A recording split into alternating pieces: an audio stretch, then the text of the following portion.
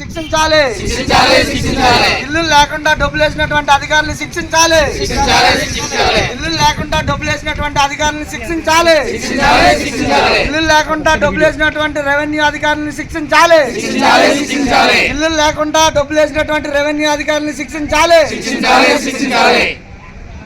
రాజీపేట రెవెన్యూలో భూమిలో ఇల్లు లేకుండా అక్రమంగా డబ్బులు వేయించుకున్న అధికారుల్ని, అలాగే దొంగ పేర్లతో డబ్బులు బ్యాంక్ అకౌంట్లో వేసుకున్న దొంగ నాయకుల్ని శిక్షించాలి.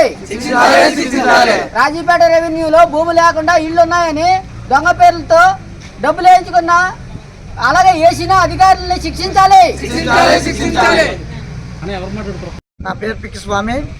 అనకాపల్లి జిల్లా నక్కపల్లి మండలం రాజీపేట గ్రామం. మాది రాజీపేట రెవెన్యూ పరిధిలో ఏదైతే ఏపీఐఎస్ వారు భూములు సేకరించారో, అయితే ఆ భూముల్లో ఇల్లులు ఉన్నట్టు రెవెన్యూ అధికారులు అలాగే కొంతమంది నాయకులు క్రియేట్ చేసి తప్పుడు రిపోర్టులు సృష్టించి 23 మంది మీద సుమారు 1,30,00,000 రూపాయలు బేస్మెంట్ లెవెల్లో డబ్బులు వేసుకోవడం జరిగింది.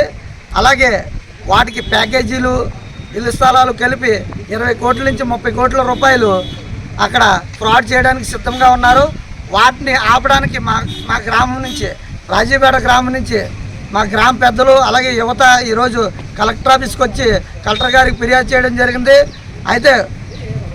అయితే ఈ రెవెన్యూ అధికారులు, నక్కపల్లిలో ఉన్నటువంటి రెవెన్యూ అధికారులు ఎటువంటి ఆధారం లేకుండా ఇంటి పన్ను కానీ, ఇల్లు కానీ, కరెంటు మీటర్ కానీ ఏమీ లేకుండా, అలాగే గూగుల్ ఫుటేజ్ కానీ ఏదైతే గ్రౌండ్ లెవెల్లో ఫొటోస్ తీసుకొని ఇల్లులకు డబ్బులు వేశారా అనే విషయాన్ని దర్యాప్తు చేసి వారిపై కఠినమైన చర్యలు తీసుకోవాలని ఈరోజు జిల్లా కలెక్టర్ గారికి ఫిర్యాదు చేయడం జరిగింది. ఈ విషయంపై మేము కోర్టు కూడా వెళ్తామని, ఏసీబీ అధికారులను కూడా కలుస్తామని, వారిపై క్రిమినల్ కేసులు బనాయించి ఇటువంటి తప్పు జరగకుండా చూడాలని కోరుకుంటూ సెలవు తీసుకుంటున్నాం. Thank you.